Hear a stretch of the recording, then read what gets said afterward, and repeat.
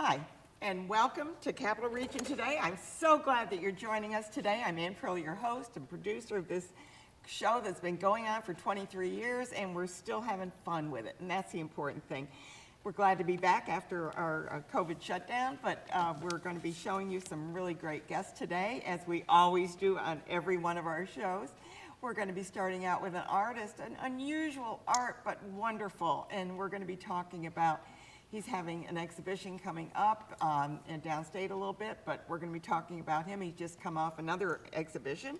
And we're going to talk about a chiropractor. If you ever wondered what a chiropractor really does, Frank is going to tell us exactly what he does and what chiropractors do in general. And we'll be talking with him about that. And then we're going to go over to the Viaport, and we're going to, whoa, look at that. We're going to be talking about dinosaurs, and look at that eye looking at you. Wouldn't that just startle you if you saw that in real? But anyway, you'll be able to see that over at the Viaport at their dino exhibit. And then we're going to find out exactly how we can get back in shape and maybe do a little running and learn how to get ready for that Freihofer's Run for Women that will be coming up soon. And it's a challenge, and it will be something that women can do and learn how to get back in shape after laying around and watching TV, I guess, and eating too many goodies over the pandemic here. And then we're going to be talking with the executive director, I believe, from the Schenectady Community Ministries, and we're going to be talking about their summer program. They have an urban farm, and they also have a summer program as well for their lunch program. It'll be so exciting to learn about where those are going to be and maybe how you can help. Maybe they're looking for volunteers. But right now, we're going to just start right out with our artist in residence right here, Stefano Luigi. Yeah. Kaida? Yeah. Yes, and we're so happy to have you here. Yeah, thank you so much for having me. Yeah, and I learned about your exhibit because you had one at the American Italian Museum over in Albany, and I was enthralled by your art because it's unusual, but it's so expressive. Yeah, I definitely get the unusual part a lot, you know. Yeah, well, that's all right, because, you know, Picasso did the same thing, and look at what his paintings are selling for. Oh, yeah, I definitely start, you know, You don't have one in your collection. No, definitely not yet, hopefully, you know. But, you know, I started out looking at the modernists, too, like, you know, looking at Picasso was definitely someone who I was very inspired by, but I was also very inspired by, like, 90s cartoons and stuff like that, too. Yeah. You know, I grew up watching Nickelodeon back in the 90s. Exactly. So that kind of wackiness definitely made its way into my brain through all of that. So, tell me about your background. Yeah, so I'm from Yonkers, I know New you York teach. originally. Yeah. Now I've just gotten into teaching. I'm being certified to teach in New York State to teach history, actually. Okay. So history and art have always kind of been the two pillars that I exist between. That, you know, kind of always looking between art. I have a master's in art history too, so my background. Art history. Yeah, Oh wow. Yeah. Yeah. So I got my master's in art history from SUNY Purchase, and that was really when I started making art. Oh, you went to SUNY Purchase. Yeah, Good SUNY school. Purchase. Yeah, it was a great time. Good It school. was great. The professors had a lot of great resources, but it really gave me the space to kind of start calling myself an artist. I was doing it later on in life. It wasn't something I always did. I started out doing music. You know, I was from Yonkers, New York, and then I moved up state just a little bit up to like the Peekskill area, and you know, went to high school in Cold Spring, New York, and it wasn't until college that I really started looking at art and thinking about art and seeing how I could possibly be an artist one day. You know, to working at MoMA, and you know, I worked in the bookstore at MoMA for a while. Okay, and, you know, so I well, that's all right. Well, You know, you got that history bend there. Yeah, that was really what kickstarted the whole thing. Does history have an influence on your art? Oh, 100%. Yeah, I'm constantly looking. I'm kind of obsessed with like antique furniture. I worked for a museum in Connecticut managing antiques for a while. Oh, and, really? Yeah. And, what a vast experience for such a young person. Yeah, my resume is too long. So, you know, Never too long. Yeah, never too never long. Too Yeah, long. especially not But nowadays, let's talk so. about your art. Yeah. We're going to bring up Great. two of them. I think they're in pairs. So let's yeah. look at them and see what we're looking at there. Okay, now explain those to us. Yeah, so the one on the left is actually one of my more recent paintings. That was a commission by a friend of mine in Yonkers. That's plaster on canvas. Plaster on canvas, Yeah. wow. Yeah, somewhere down the line, I started really getting into mixed media and like learning how I can build relief on surfaces. Actually, the one on the right was kind of the centerpiece for the And that has a exhibition. title. Yeah, letter title. Well, all your paintings do have a title. And what is that? Can we bring that up again, please? No, the other one. Yeah, We'll that's go the next back round, there. Yeah. Now that one, because that has an Italian title, sort of. Yeah, La ricetta di famiglia means the family recipe. That jar of sauce that's on that little ledge is actually my family's actual jar of sauce. They made sauce. Get out. Yeah, Oh, yeah. my goodness. So, I'm always kind of trying to reflect on my own Italian-American upbringing. My parents immigrated to America in like the late 60s, Where are they early from? 70s. They're both from Italy. My mom is from... No, I know, but where? But I mean, Yeah. we get down I and can, yeah, just from my name, you can probably tell. Yeah. Right? My mom is from a small town in Abruzzi, and my dad is from like south of Naples. South of Naples. Yeah, south Yeah, of Naples, weren't we all from there, I think? Yeah, I know, right? Yeah, Yeah. it's most of us, right? We got Campagna somehow. and yeah, exactly. Yeah. Avignano and those. Yeah, so that's where my family's from, so I know that. I mean, everything comes from Naples, I guess, in Rome. Who knows? Whatever. Yeah, you'd be surprised the little gems you can find in Abruzzi too. Like I spent a lot of time like during the summers, we'd go back, and I have family there still. To I this day, imagine so. you can speak Italian, which is Not something well, I can't so, do. yeah, not well, but I know a Let's little bring bit. up two more of the photos and see what we're going to, and then you can tell us about those now. That one looks like it had a little something to do with the cooking, huh? Yeah, so my parents own an Italian restaurant, and I grew up working in Where? restaurants. Here or in? No, in Elmsford, New York. Oh, in It's a Elmsford, okay. Cosletto restaurant, yeah, and I've always kind of been interested in kind of So incorporating is restaurants this a in, tribute so- to your family, that one? Yeah, definitely. Even the one on the right in some way too. Just like use it, that's also clay on canvas, like the terracotta too. I kind of relate a lot of my art process to cooking because it's a lot of hands-on. Like, Oh, okay. Like for the Yeah, it for the is, clay it one, I is. was rolling each individual piece of hair like I would have been rolling spaghetti or something like that. Yeah. Like homemade pasta and stuff like that. I like to call the one on the left Moonstruck just because. Moonstruck from the movie, from right? the movie, yeah, just because Don't you just love that? Yeah, I like to incorporate a little bit of humor into it and stuff Yeah. like that too. But that one kind of came from like I was listening to Louis Prima, and he's got a song called Luigi. So the next thing, my dad thinks Luigi. The my Big middle Night, Luigi. did you ever watch The Big Night? No, the I've never movie? seen it. I'll have to check it Oh, out. you gotta watch I'll The definitely have Big to check it Night. out, yeah. Oh my God, that is all about food, and it's Ooh. about Louis Prima. Oh, excellent. You got okay. them all. You got them both I'll in check that it out. film. There you go. Yeah, check it out. It's a Stanley Tucci is in Oh, it. Stanley yeah. Tucci's- oh, Yeah, love and Stanley Tucci, yeah. the other guy. Oh, I can't think of his name. Oh, the one that plays Monk. Oh yes. I'm not. And we're now that sitting here thinking about it, thinking, it's what like, is yeah, his I'm name? not gonna. Yeah, I'll remember it 20 minutes after. Yeah, we will. After the show. So. And I do like him very much too. So, but it's a great movie. Excuse me while we talk about movies as well. Well, it's part all of art. art. Yeah, of course, it's all art, Exactly. We're still doing art. Yeah. So let's take a look at two more of your paintings as well. And this gets yes. a little bit on the religious side. Yes. I mean, a little. A little bit, yeah. It's definitely. I like to think of it as more of like a historical outlook too, because this is my Santo Stefano series. Yeah. Santo Stefano. Santo Stefano. Remember Yeah. I told you I was there? Yes, Yeah, yes. Porto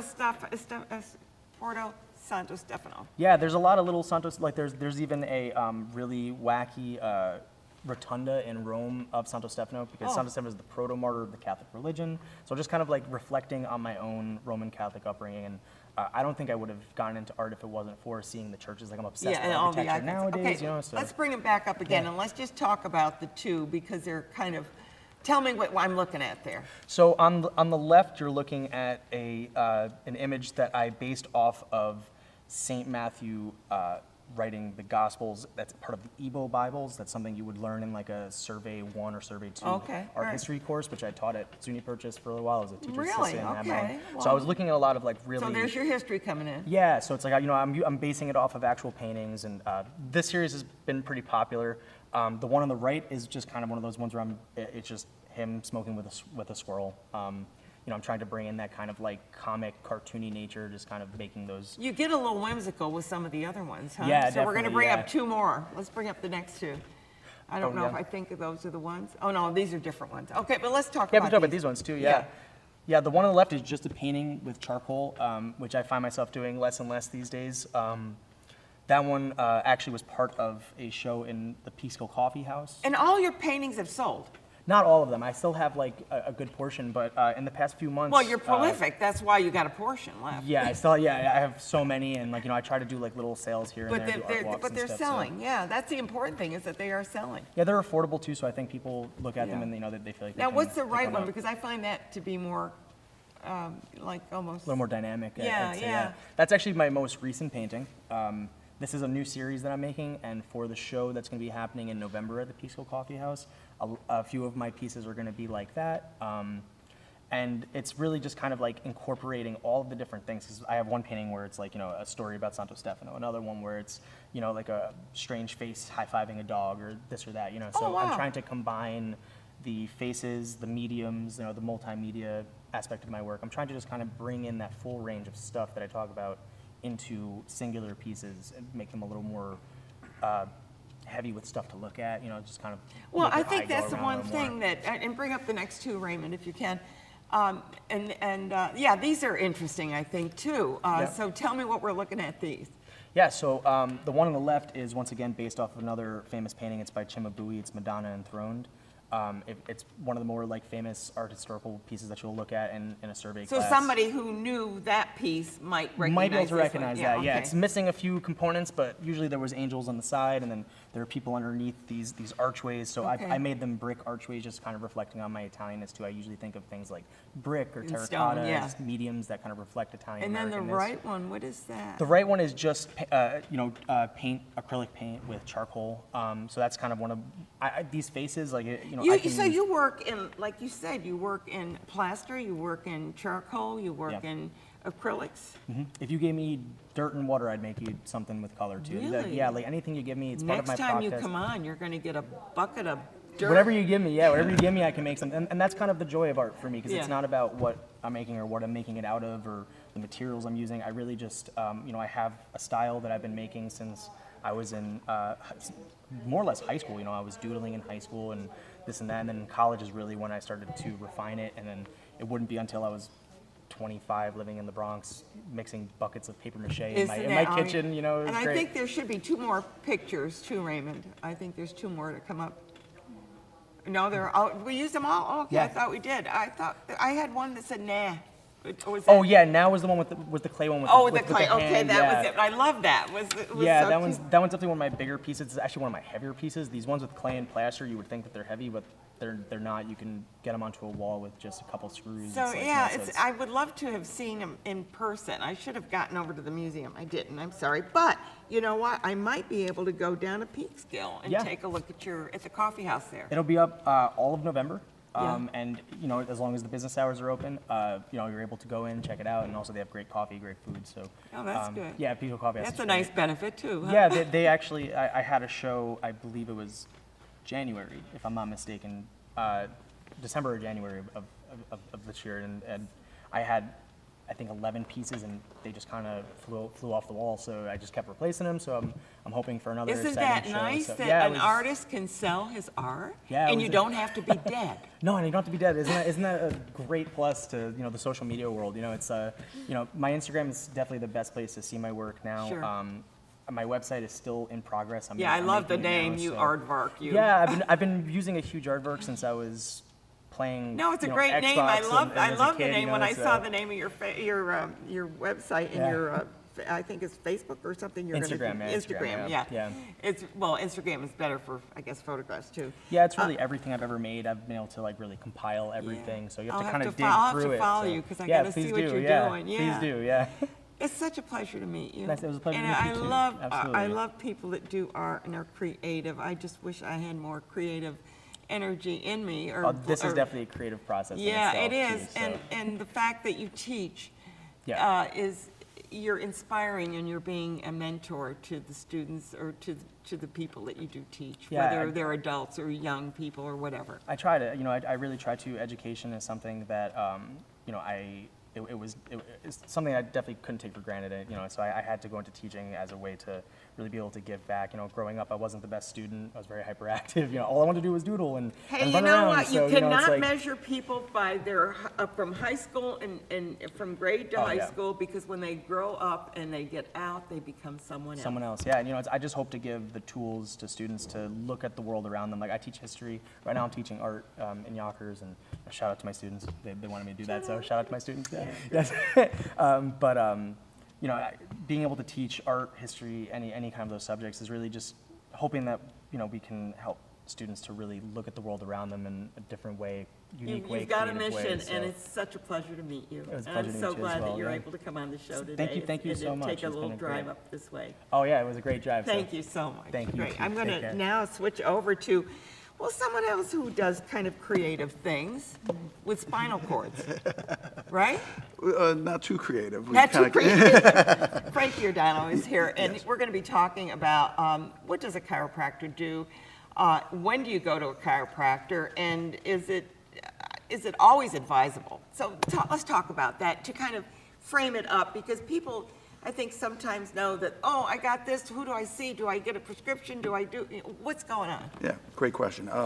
So to say what is chiropractic, basically chiropractic is a non-surgical, non-drug approach to treating. Non-invasive. Non-invasive, conservative kind of approach to treating musculoskeletal disorders. Chiropractic actually, probably from the Greek, maybe Latin, but chiropractic means working with your hands. So Just like an artist does. just See, like an I artist, told a you, little you bit were like that. right up there. I'm not creative either, No. so that way.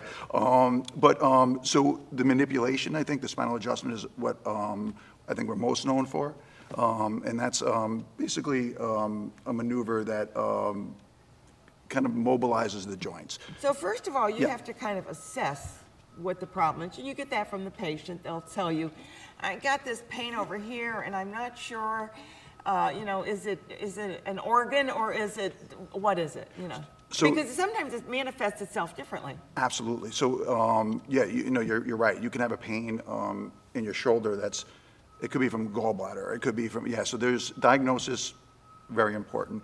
And that's one of the factors in school. We learn the diagnosis, not necessarily to treat it, but to know What your limitations what are. the limitation of, who to refer to, Yeah. and that type of thing. So, absolutely. I don't know if you want to go over. Well, we'll talk about the spinal cord. Right. Because, and I know that one time I had this really bad pain in my arm, and it turned out it was up here. Yeah. That's the difference, that people start treating something here when in fact that's not where the problem is. Right. So the spine. And you can put all the stuff you want on this, and you can take all the Right. Find out where the origin. you got to find out. Oh, So it's probably a good idea to maybe check first for the least invasive. Yes, absolutely. So, conditions like low back pain, sciatica, neck pain, 90+% are not surgical cases. When they're surgical cases, obviously, we have great surgeons to do that, but 90+% are not surgical. So a conservative approach, makes sense, at least in the first stages. So for neck pain, like arm pain, this is showing lower back, but it could be also vertebrae in the neck, and nerves come out of the spine and go down your arm. So if you were to have a pinched nerve. If that's a cervical disc. If that's a gonna be cervical, up there. right, if that's a cervical disc, obviously. Because there's different ones, the lumbar, the sacral, and all that. And correspond Yeah. to basically to different areas, absolutely. So if there's a pinched, area there or in the low back, could send pain down the leg. So all your pain and nerves come out of your spinal cord. Absolutely. Period. Yeah, that's it. Yeah, that's absolutely. That controls everything, the central nervous system. Spinal cord is running down the back here. The spinal nerves come out, and this is basically showing a spinal segment, which is 2 vertebrae and a disc in between. And that's what gets ruptured sometimes. Absolutely. So what we're showing here is, disc is a nice, some people say like a jelly donut. The outside is like a tough kind of fibrous tissue. Inside is kind of soft. So here we're showing, obviously it's not soft here for the model, but this would be showing a herniated disc. Kind of looks like a gummy worm a little bit. But if it puts pressure on a nerve, that could correspond to arm pain, leg pain, that type of thing. And treatment, conservative treatment, for the most part, we can try to avoid surgical intervention. Not always, but sometimes. And usually it's relieving the pressure on those. Now, actually, what they brought up there is a pretty good illustration of what you just were talking about. Is that correct? Yeah, absolutely. So that's basically showing the way the nerve travels, basically, and also what it controls. Motor, sensory, that type of thing. So when you have an issue like a herniated disc, it can affect motor and sensory, problems, like a dropped foot. People who have sciatic. Oh, I had that once. Absolutely. Oh, that's really a weird thing to have. Yeah, because the sciatic nerve. Oh, that was the sciatic nerve? That I sciatic had nerve, no idea most what it likely. was, yeah. I mean, it could be from different things, but the sciatic nerve controls that. I mean, that function. you can't do anything with your when it's like that. Absolutely, yeah. Yeah. So, It went away, but it was like scary. yeah, sometimes they can resolve on their own a little quicker, sometimes with, with treatment. Yeah.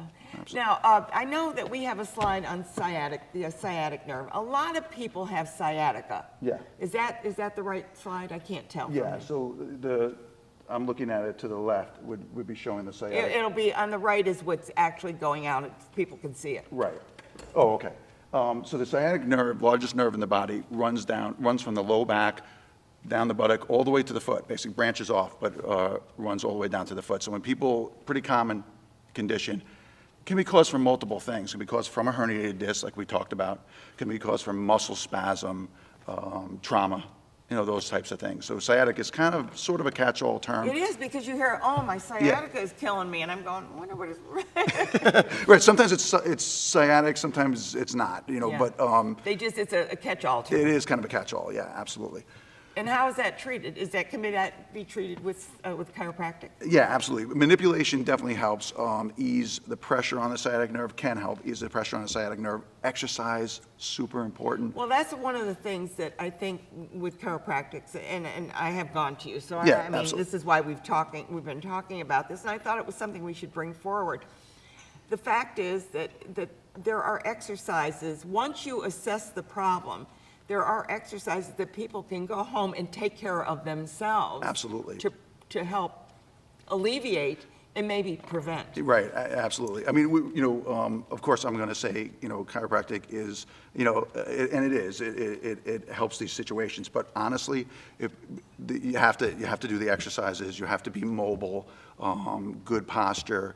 Otherwise, no matter what you do, you're not really going to get anywhere. Never So, solve that. never solve the problem. It'll become chronic. If you find a condition that you feel needs more treatment, what kind of medical treatments, or not treatments, but tests and things can you prescribe to kind of figure out the cause? Sure. So, X-rays. I mean, I'm not just you, but any. No, anybody. Yeah, and, absolutely. And No. we're talking in general about chiropractic. Right, So. right, absolutely. So X-rays are, sometimes a good first, step. Can show degeneration, can show bone spurs, that type of thing. For something like a herniated disc, MRI is kind of the gold standard. At showing soft tissue, so it can show the nerves, it can show the disc. So it shows a little bit more of, it'll show if So there's. you're not working in the blind. No, exactly, absolutely, right. Definitely gives us a little, it's not, once again, it's not perfect, but it gives us a little more information. Yeah, now, I noticed that in your resume, you mentioned that you do sports medicine, or not, or I said sports medicine. Yeah. Sports chiropractic. Yeah. What does that involve? Is that like if you get, what was it, the Tommy John, or is that what, Well, I is that mean, what it's called? yeah, that's- Am I making that up? No, Tommy John is a surgery. Oh, okay. I'm I knew there a was baseball something to fan do too. with So, yeah. yeah. But sports injuries with chiropractor, you can train to be like a team chiropractor. That would be. I'm sure that every sports team has a chiropractor. Yeah, but the big sports teams definitely do. I'm not a team, chiropractor, but we learn how to deal with, once again, sports injuries, but conservatively. Like that's if you throw your shoulder out. Right. Yeah, it could be a rotator cuff, could be tendonitis. The different types of injuries. To So deal with. you can treat tendonitis, or not treat, but you can work with tendonitis. Yes, the scope I of. want to be careful with saying treating. No. Yeah. The scope, but the scope of chiropractic in New York keeps us generally with the spine unless it can be related to the spine. So if it's something that, like if it's your shoulder because of your neck, we can treat those types of things. Does that make sense? Yes, it does. If it's a lacerated shoulder, you're not going to treat Exactly. That's definitely not us. Well, yeah. you wouldn't be Been in coming. an You wouldn't be accident, coming to yeah, us. yeah. Absolutely. Yeah, you're not going to run. Yeah. No, definitely not. So. But you can differentiate from those things. Yeah, and I think that's schooling. I know that I went out in Chicago, National University of Health Sciences. They great at teaching us, like I said, to be able to diagnose and knowing when it's not in our purview, basically. Yeah, For the most part, yeah. Well, I think that, I guess the reason that I invited you, because Yeah. a lot of people have questions about that, and they know that you go to your medical doctor for everything, but on the other hand, sometimes even going to a physical therapist or and you do physical therapy as well, I believe. There's physical therapy modalities that we Yeah. use. Certain Definitely, I'm ones not a that you physician. can do. Yeah, but yeah, those are like ultrasound treatment Yeah. and that type of thing. Yeah. Exactly. Yeah. So there are other methods of treating the body that are non-invasive and don't require medication per se. I mean, you Right. can take an aspirin or something like that, but Right. but not what I would call the heavy-duty things. Right. And so it's just an option. Absolutely, you know, an And option. I wanted people to know that there are options out there for other types of treatment. And perhaps, you start out with something more simple and then work on if you have to. Right, Yeah. great. Frank, it's so glad to have you on the show. Thank you so much, Ann. And I think you really explained it, and I love that you brought your little show and tell there. A little proud. And show us what a spinal, would that be the size of your, Yeah, would that be an actual size? Yeah, these are pretty, pretty true. I mean, everybody's a little bit different, but these are pretty I true, didn't know yeah. they were that big. Everybody's a little bit different, but. Okay, that's why my weight, my weight, when I weigh myself, it's because of those things, right? You're fine. Nothing else, right? Just those lousy Yeah, bones. like 50% at least. Thank you so much for being here. And we're going to talk about more bones because we're going to be talking to Ashley about, what'd you bring? No, what is that? Triceratops? Triceratops. I knew it started something like that. So close, so I close. didn't even know what you were bringing, but in my brain it started to connect. So what is that? So this is our baby Elizabeth. It's our puppet that we carry around and show the kids and introduce them to the dinosaurs. Pretty docile. Yeah, she blinks. She can Oh, she talk. blinks and Yeah. Yep, she can do a lot of things. Oh, look at that. And this is just the smallest one that we have. The smallest one, because you have bigger ones. I know, I looked on the web and saw some of the pictures that were there on Google Images. So tell me, this one is probably not on display because you're using it all the time. Right, this one usually isn't on display. If we don't have them out, a lot of kids come and ask for her, so they always ask where the baby is, so we bring the baby out, and the kids love it, so. And I'm looking at the texture. It looks almost real. Yeah, it feels it. It's kind of rubbery, like, I don't really know how to explain it, but yeah, she feels Well, well. you look happy with it. I mean- You look contented, just like little. I kind of love all the dinosaurs. I know you do. So let's talk about dinosaurs. Your exhibit is over at Viaport. Yes. And you have your own place, your own facility, your own your own storefront, so to Yes. speak. Yep. How many, well, first of all, who makes your dinosaurs? I mean, and don't tell me you dug them up, because I won't believe that one. Definitely didn't. We were in a partnership, so we had them shipped over for us. Okay. Yep. So these are, and how many do you have? So there's 12 different exhibits. Oh, 12. Yep, Wow. including there's babies, there's like juvenile I'm sure ones, there's eggs, huge too. ones, there's eggs, yeah. We have dig tables, we have we're getting more interactives now that COVID restrictions are lifting, so Mm-hmm. we're trying to get more and more in there. But yeah, we have a lot of different kinds. Some are 12 feet tall, we had to cut special holes in the ceiling, so they're pretty cool. Yeah, so what, is this part of an educational program? I mean, do you have, I guess what I want to say is like a tour guide or, a docent there that is telling people if they have a question? Or is it all kind of little charts? Yeah, it's self-guided, so it's kind of like the aquarium. So it's self-guided, there's facts on the walls, there's facts about each dinosaur. If people have questions, we try to answer them the best that we can, but.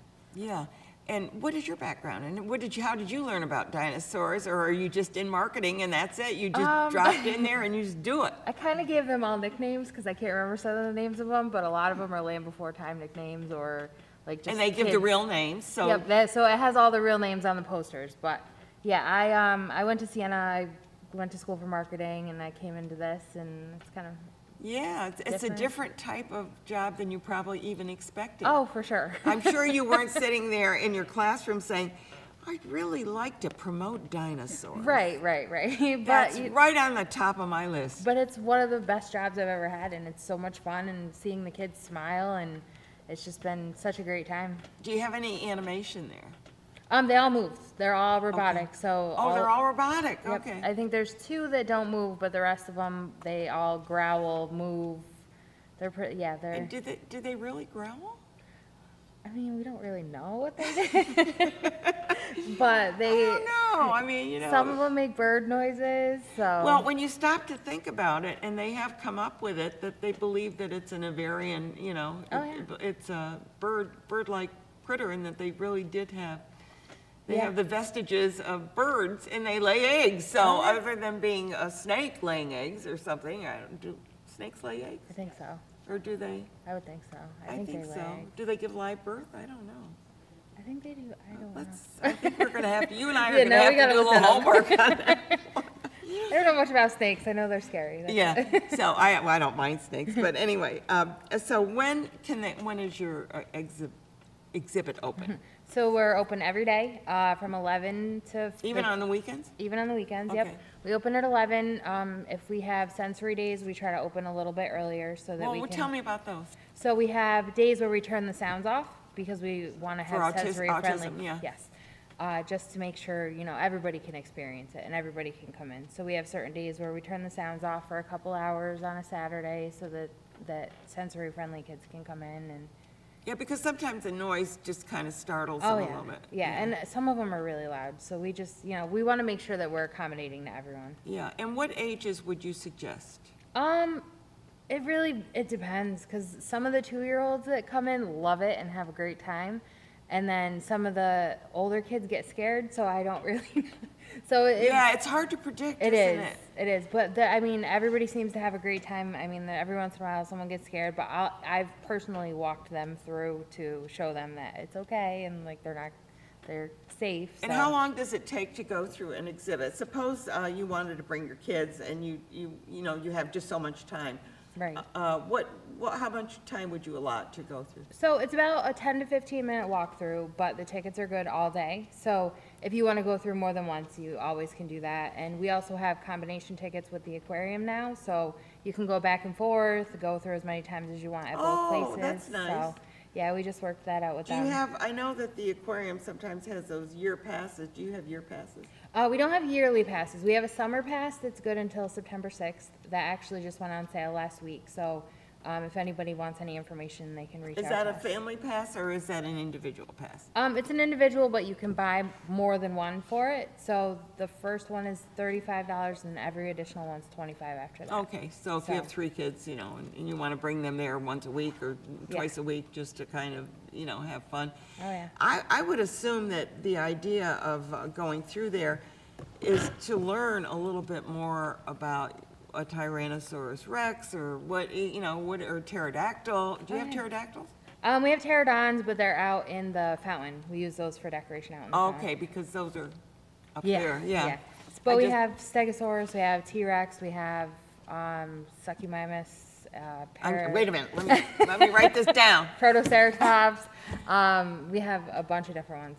Yeah. but So you're a Jurassic Park right in the making here with, Pretty much, yeah. except come alive, it's right. not gonna be, it's not gonna have that bad ending. Right, of course not, of course. Everything's safe. You have a good ending with it.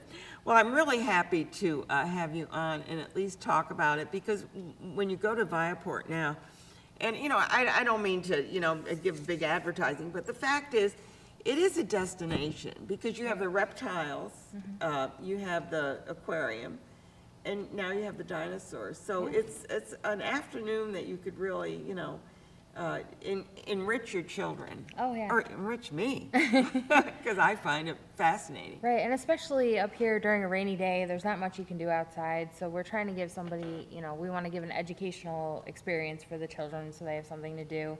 And in the winter, you know, we're always looking for new things and trying to add more enrichment for them. Yeah, and do you have any, and you're doing interactive now, you're gonna start opening up your interactive with Yes. that, so that's good, Yep. because it's good for them to, Yeah, we have a dig table that's open right now. We're working on getting a couple more things, so we're always looking to add and change and keep people interested and add more facts, so. yeah, this is fun. Yeah, it's a Yeah, lot it's a of fun. fun job, isn't it? It is. Oh, my goodness.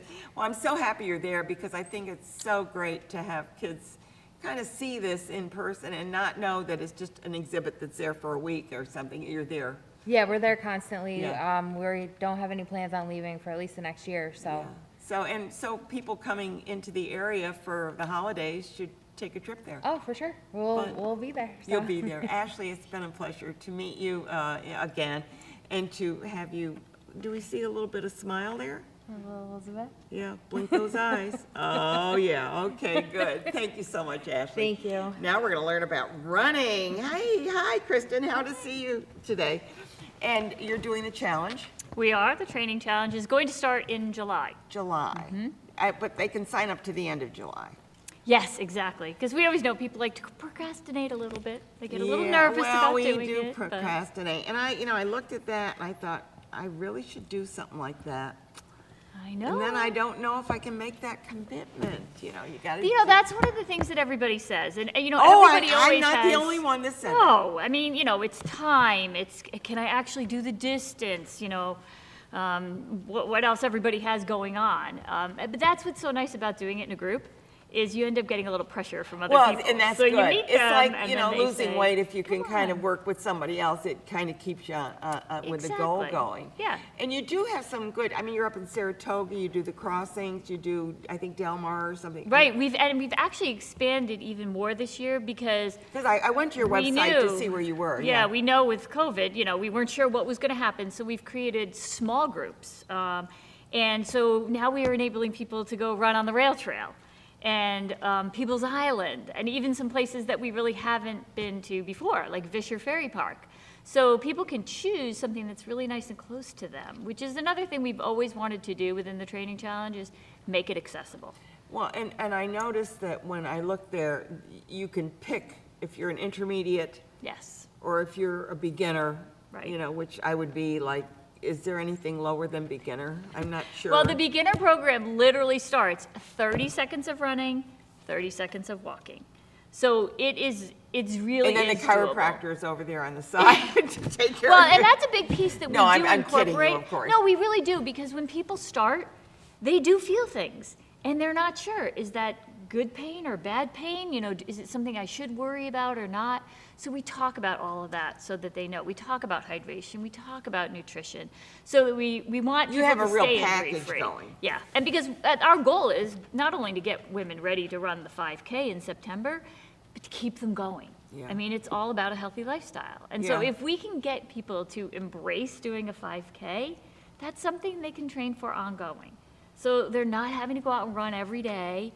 3 days a week is fine. Get out there, get active. We encourage strength training, So we Strength kind of training do. is very important. Yeah. Exactly, and just And not after only the age that, of but 30, just for hello. your own bones and everything. I mean, it's Exactly. not just for the run for fire. No, it's for health. I mean, Right. and women's health especially. So, and unfortunately, a lot of younger girls have done things that did not promote bone density when they were young. So as we age and we start to lose it, it becomes even more critical to make sure that you're doing the strength training, and running alone is not enough. So we we pull the whole package together and say, we're here to support you, we're here to motivate you, we're here to educate you. And in a fun way. And how's the response been? We don't know what the response is probably now, although you get some feel for it. But how has the response been prior to COVID? Past years. So this is the 11th year of the training challenge. In the first year, there was just a beginning program because it was a Couch to 5K program. The goal was take people who had never done a 5K, get them ready for the 5K. Well, after a couple of years, people kept coming back.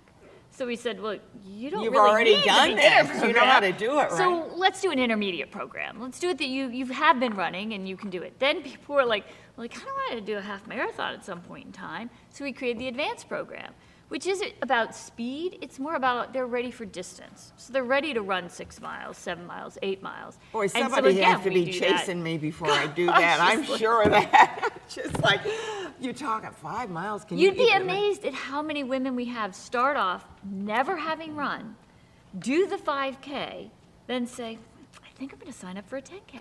I think I'm going to sign up for a half marathon. I think I'm going to sign up for a marathon. know. It's all about progression. If you do it smartly I have a friend and you're having fun, that has run, I think, probably 500 marathons, Mm-hmm.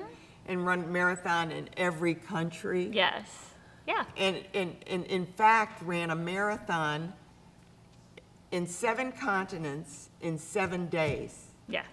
by flying from, I can't even imagine doing a marathon every day. Well, yeah, I mean, now she did But it your before when a lot of training could people weren't probably- doing that. But there are a lot of people that are setting out Yeah, I those know. challenges. And they There do are a the- lot of run The streaks Ironman going on. Man too is the other thing? Iron- You don't do that. Oh, I do that. Do you really? Tell us what the Ironman is, because if Oh. somebody hears it, they may not know what I'm talking about. Right, so an Ironman is a triathlon. And again, it's just like the 5K. I love the 5K. I love a mile road race. An Ironman is a long distance triathlon, so it's 2.4 mile swim, 112 on the bike, and 26.2. It's a Say that marathon. slower. Say it So slower. it's 2.4 mile swim. Swim. So Swim. you have to know how to swim. So you have to know how to swim, but I'm a coach too, so Yeah. I do the swim clinics, we get people there. And then 112 miles of biking. And then- 112 miles. How Yeah. long does that take? Well, it depends on who you are. I mean, the fastest people can do a full Ironman in 8.5 hours, 8 hours. And then You mean you're going you for have 8.5 hours? up to 17 hours at a lot of the events to do it. And what's the last one? So a marathon, so 26.2 Oh, miles. stop. But you know, that's an endurance event, so you train for it. I'm blown away. I'm sorry. It's a mental event too. Yeah. I mean, to me, it's so much. People, you know, they put in a lot of training, but nutrition and mental training Yeah, is yeah. so critical. Just like you do strength training, you need to do mental training. And we kind of infiltrate that a little bit into the Freihofer's Training Challenge, because for a lot of women, a 5K is a marathon. Of course it They've is. never done that. Yeah. We have women who break down in tears because they've done a mile. And they were the ones who skipped out of gym class because I couldn't do a mile. I can't do that. What are you talking about? Yes, you can. Well, it's baby steps. Exactly. You've got to do a little and here. when you're in a group and you have people motivating you, it just Oh, makes come it on, fun. you can do another, yeah. Exactly, Yeah. and that's exactly what we do. I'm So- the Ironman. It's like when you just told me the 112 miles on a bike, I'm going, oh, I'm dead. And you said, then we do a marathon. What? But there are also sprint Congratulations. triathlons. You know, so there's short ones too. Yeah. Where, you know, you swim 500 yards and you ride 12 miles on a bike and you do a 5K. What is the one where they do So- the archery too? Because there's one Oh, where that's biathlon that's the winter biathlon. I know it is. and when you think about the They strength that cross-country it takes ski. to do the archery after doing all this other stuff, that I can't imagine, your muscles must be doing that. Well, and I think that's where those challenges come in, right? Because it's training your body to manage, Yeah. like the physical, and then you have to stop and drop your heart rate. But again, that's like the whole health side of things. So if we can get women running and we can get them do that, you know, blood pressure comes down, resting heart rate comes down. Their Exactly. hearts get a little stronger. You know, so and it's they like feel an accomplishment. They do, which is huge, and that's something we want. We want to support women as much as we can. Okay, so how do they sign up? So they can go to freihofersrun.com, Right. and there's directions on how to sign And up. it's only $55 to It join. is, It's right, like and cheap. they get a T-shirt, and we throw a brunch, and we have all kinds of videos, and we do I imagine the partnerships with brunch is organizations. probably not pancakes and French toast. I can't imagine that. But anyways. We have fun. No, I know, I'm teasing you, you know. We have treats. Yeah. But, so Kristen is here to talk about that, and she's a coach, and she does the Ironman, oh my God. But anyway, I applaud you for what you're doing, and to get women out there and get active and doing things, and not just, we as women seem to always want to be taking care of somebody else. We don't take care of ourselves, and you are making it happen. And that's our goal, is to help make women realize, hey, you can take a little bit of time out for yourself, and then you're better for everybody else. Now, when is the Freihofer's Run for Women, in case they want to plan? Yeah, so the training challenge starts July 12th, and the Freihofer's Run for Women is September 25th, downtown Albany again. There you go. I know, and Yeah. things are opening up. So Kristen, be thank you great. so much for being on the show. Thank And you. I'm so happy you're here and telling us and giving us some motivation. Perfect. Yeah, you're doing it, and not only are you doing it, you are showing how to do it. Well, that's part of it, right? Exactly. Thanks so much, Kristen. Thank you. We're going to go right to our next guest, and we're going to be talking. You've been on the show before, haven't you? I have. It's so good to see you. Good to be And back. yes, and tell me about, I saw your urban, you got some nice press on your urban gardens. I saw that on a photo on Facebook. Mm-hmm. How's that going? Well, it's going. On 3 sites, Vale Cemetery, Hewlett Street, and Fair Avenue. 250 families signed up as members and working in the farms. 250 Yeah. families. You are amazing. So we have new three- executive director of Schenectady And- Community Ministry. And it's all the work of the farm staff. So we have 3 full-time staff working on the farms. Melissa McKinnon Pulling being those weeds. and planting and those turning the weeds. lands and all the things.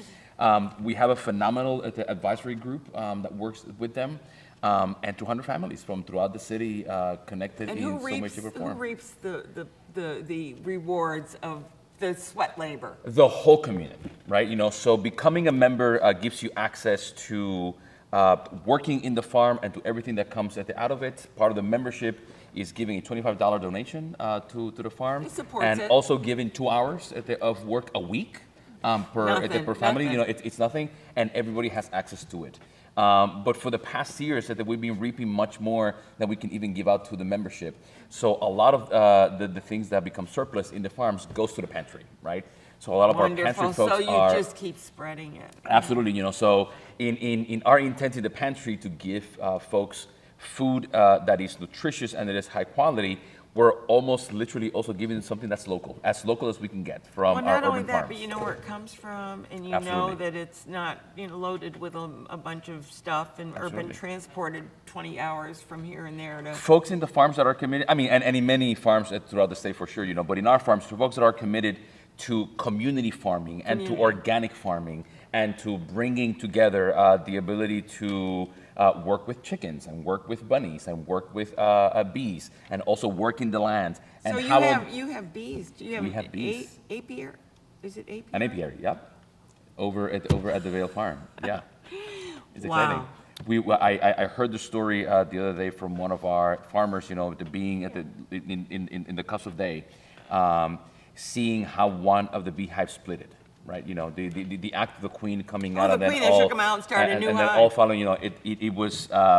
It was Imagine this seeing magnificent. that. It was a magnificent experience right there for her. Do you give her a place to go, or do you have? They get their own, right? So they settle on a tree, and eventually they settle somewhere else. The interesting thing about that experience, right, is that you can see it on the simple economics. Oh my God, we're losing a beehive, or actually no, you don't. You're creating another one, yeah. right? So So the how do you beautiful get the honey from them?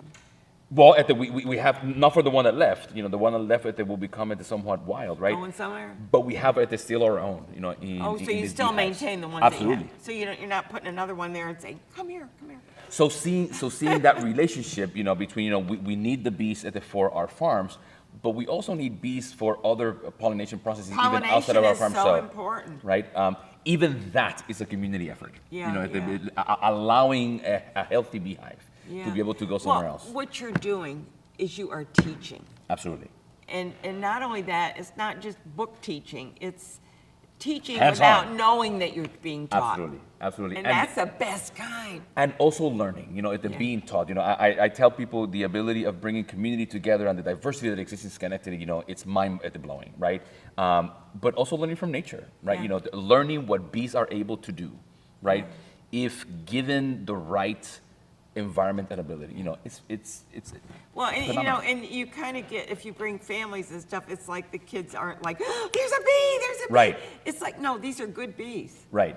And they're not going to and sting you unless you attack them this or is how something. we treat them. This is how they reward us. Yeah. And You get honey. and I it's love often honey. a symbiotic. And it's not often. It is a symbiotic relationship. We need them. They need us. You're not going to have any growth. You're not going to have any fruit. You're not Right. going to have any vegetables Right. without. And I remember my mother when she would get squash flowers, because we cook squash flowers, Absolutely. But you never took a squash flower without taking the male and impregnating That's right. the female females. flower. Because And we need somebody to- said to me, really? There are two kinds? And I said, yeah, you Yes. look at them and you can tell the difference. Absolutely. So there Absolutely. you learn something new, and I knew that when I was this big that you had to, impregnate the female Yep. flowers.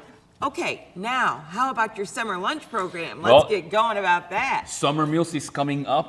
Last year, it was, of course, the Yeah. middle of the COVID at the emergency, state of Craziness. emergency. It also craziness. In the past, you may remember that we used to do sit-down events with programs for the kids, and Yeah, they we get had a the hot books for meal them and the things. books and everything. COVID came, and we needed to suspend all that. We continued the program, right? So last year, we did a grab-and-go method. We gave out upwards of 58,000 breakfasts and lunches together to You children. get breakfast and lunch? Breakfast and lunch. So the way we Do you pack give them it at the same time? at the same time, right? Okay, so you go for breakfast and you get a lunch with it. So no, the other way around. So you go on Monday, right? You'll get the lunch for the day and then the breakfast for next day, Oh, right? okay, And then alright. what we'll do on Friday in partnership with the school districts, right, and other partners, is hopefully give them enough breakfast and lunch for the weekend, Okay. right? And when we work in them, kids that need this food are coming because they won't get it any other way, right? Why is there so much insecurity? You know- Food insecurity.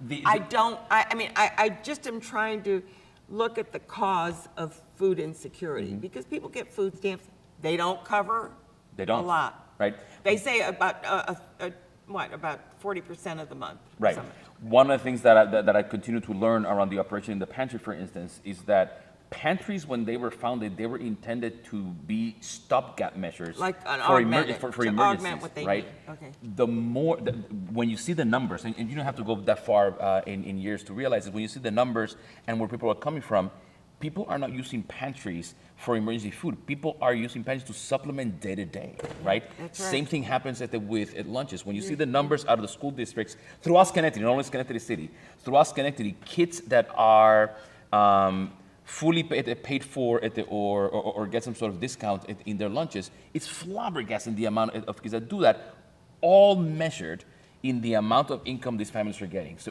people that are unemployed, people that are underemployed, parents that have to be both out in order to get work, families that are single parent, right? You know, the reality Yeah. of poverty throughout Schenectady is real. So what do we do in the Terrible, meantime, terrible. right? It's interesting as we go out to find funding to be able to provide this food and also engage with lawmakers at the local and state level. We can't use grant funding to do advocacy, right? But Wait, you can't use. we cannot use grant funding to do advocacy at the state and Grant local funding level. is what, for employees? Grant money, you know. Yeah, no, I know what grants are, but I mean, Right. usually when you say a grant, it's for a purpose, so you can't say we're doing. Part of our pro- purpose should be, I think, you know, this is a general statement, you know, Yeah. part of our purpose should be, you know, so we are providing this emergency food insecurity service. But they We don't need to allow teach you to do somebody, that. you know, why is it this exists, right? What we can do, however, is visit and educate, right? So how do we partner with the city council, with the county legislature, with the state legislature to understand this will continue to reality of happen. it, yeah. This will continue to happen if we don't do deep poverty at the issues. How do we not simply create employment, but good employment? How do we, what is a livable wage, right? And how that will impact, you know, I mean, we could be here all afternoon. No, I know, talking about this. the whole idea of people saying, oh, we can't pay people $15 an hour because, you know, if we pay them, then our burger is gonna go up another And let's consider 2 whether cents. $15 an hour is even a livable wage in the capital region, right? You know, and we can have, again, we can have this conversation until the cows come home. Yeah, but I don't know why people are so opposed to having, Right. it's not anything out of their pocket. And you know, I'll be glad to pay 3 cents more for my burger. So somebody's making $15 Right. an hour and doesn't have to go on welfare or doesn't have to go on food stamps. Absolutely. You know, why are we so reluctant to help people? And the answer to that is I don't know, right? That's the short answer. The long answer is that organizations like Schenectady Community Ministries will do 2 things, right? That I think are core to our mission. One, continue to create awareness, right? Poverty is not a side issue. Poverty is a reality in the city of Schenectady. Poverty is a reality in the county of Schenectady, right? And the second thing that we'll do is do hands-on ways of partnering with the community in creating that awareness and bridging the gap in the middle. And in bridging the gap, we're not only handing out food to kids, but we're also empowering the community to give that witness in order for true change to happen. Because as all this is going on, we are preparing as Schenectady Community Ministries to hand out this year upwards of 60,000 breakfasts and lunches. And we know, as a matter of fact, we will not be impacting the amount of children, right, that are being served with subsidized at the lunches in the Schenectady School District and in school districts throughout the county. There are talks, and I've seen this, which I think, I shouldn't say this, but I think it might be a good idea, not to stigmatize this and just have all kids get breakfast, all kids have lunch. Right. And that way, it isn't, it's like, oh, they're the kids that get. It is interesting you say that because during COVID, and this is something that on the legislation part of things, we need to start working with local and state legislation to make this happen. Schenectady City and a lot of Schenectady County, right, it was blanketed on this area of need, right? So we are going out this year to give out food, not only in Schenectady City, but also in areas of Rotterdam, Niskayuna, and Scotia, right? That, I think, goes to what you're saying, democratizes the issue of food insecurity, but more importantly, a byproduct that I think needs to become as essential to summer meals programs. It also creates a space for kids to come together no matter where they come from, no matter their needs, simply to be. And it helps. And it absolutely helps. In the past, the Schenectady Public Library would bring the STARS program, right? You know, they won't only bring free, high-quality books, but they'll bring a reading program, right? How do we? Now we're trying to figure out this year if we can and should be able to do that, but more importantly, keep it together so that we're not simply handing food because there are kids that truly need the food.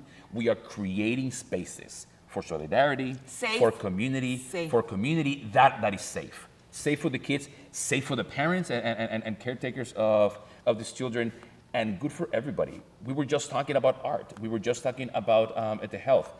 We need to be able to create the spaces for even our most vulnerable, to be able to have a space for recreation, for nutrition, for being and living, right? And this is what we're hoping to do. And mixing up people. Absolutely. I mean, the idea of like, oh, we'll take all the poor kids and put them here, and then we need to stop the siloing, you know, this community versus that community, no, and how we regions, can't you know, do that. We're either together and doing well, or we're not, and nobody's going to be doing well. I'm with you 100% on that. Absolutely. We tend to draw lines, Right. and it's them and us, Right. them and us, and I don't care what level. And whatever line you're drawing, truth is that most of us are a paycheck away, a health crisis away, a losing of employment away to cross that line the other way. Didn't we learn that with COVID? I think We learned that many with of us COVID. did. I'm hoping people who have the ability of making some of these changes permanent did learn that too. Yes. But I mean, you know, you had people working what we call years ago hand to mouth. I mean, I don't know if they use that phrase anymore, but I grew up with, oh, they live hand to mouth, meaning that you work paycheck to paycheck. Sure. All you need to do is stop a couple of those paychecks. That's what I'm saying, and you'll be right across the line. And You'll be right now across the you're line. there. That's right. So I think it's important that we realize, and like you say, illness can do a job on you. Not only just being ill, but knowing that you lost your job and now you can't pay your medical bills and your insurance got dropped. And in the best of cases, the time it'll take anyone, in the best of cases, to recuperate that loss, financial and otherwise, let alone people who will have permanent reactions to that situation, whatever that might be. Absolutely. And not only that, but sometimes you go, I just give up. I can't do anymore. I can't do this. And that's why I'll continue Then to you got the mental health issues. Right, which is part of health. Absolutely. You know, that's why community and solidarity and nutrition all go hand in hand. Right? You cannot expect a community to unite it if you're not providing the spaces for community to come together. Exactly. Absolutely. Well, you're doing a good job. We are trying. We are trying. So, you know, we'll do summer meals this summer. It begins July 6th.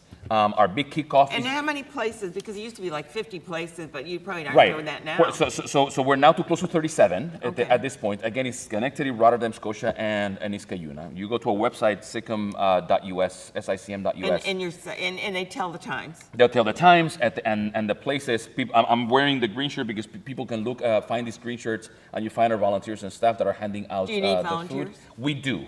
Sicm.us is also the place for you to find the contact information to volunteer for either handing out food or preparing during the morning. And you can give as little or as much time as you want. Absolutely, absolutely. Please do. You know, send us an email. Give us a call. We will find a job because we have Okay. it. And we need to get Preparation, that word handing out, and giving away. July 9th is our big kickoff event. That Friday, July 9th, will be at Jerry Burrell Park. Officials from government are going to be there. Create Studios is going to have a program for the kids. The library is going to have a reading program and also handing out books. Open Door is going to be doing a raffle for the people that join. It's going to be a phenomenal event. July the 9th. July the 9th. At what time? Noon to 2 p.m. Noon to, what is it? Short time, but you're going to get it all in there. Everybody is welcome, right? Yeah. That's- Just show up because, again, And what is July 9th? What day? Friday. Friday. Sunday. Friday, July 9th. We'll begin on Tuesday because that's the day after the holiday, that long weekend. July 9th is our kickoff. We'll go through the end of August at the handing out food. I Yep. don't know. I applaud what you do because it's like, it almost seems like, can we get through this? It's like, it's not never going to end. It's like an Right. ongoing. You'd like to see it to end. The I poverty. would like to think that we're working our way out of our business. Yeah, and but here we are. if you do a few at a time, maybe that will help. Yep. And I know you do, right? Yeah. But everybody, keep us in your minds, keep us in your thoughts, keep us in your prayers, keep us in your wallets, but keep us in your thoughts, right? Good. Siccum.us, volunteer, give, show up, And please. we've been putting your stuff up on the Yep, screen. I appreciate I it. need to tell you who's coming up on the show Absolutely. next week on the 30th. We're having the Bunbury Players. They're new on the show. I haven't had them on before. We're going to be talking about a music historian. I don't know if you've ever seen Don Hyman, but he's a wealth of information, and he may even perform. Who knows? We'll talk to him. We're going to talk about Habitat for Humanity and find out what they're doing this summer and fall. They just came off a big fundraiser that they had. We're having an author illustrator on, Mary Lou Samaha, and we're having a voiceover actor, Bill Melke. So we've got a great lineup for the show, and we hope that you'll join us again. I'm Ann Perilli, your host and producer of Capital Region Today, and just watch for us. We're somewhere. We're on Facebook and Instagram, and we are on Twitter, and we are on our website. Come visit us.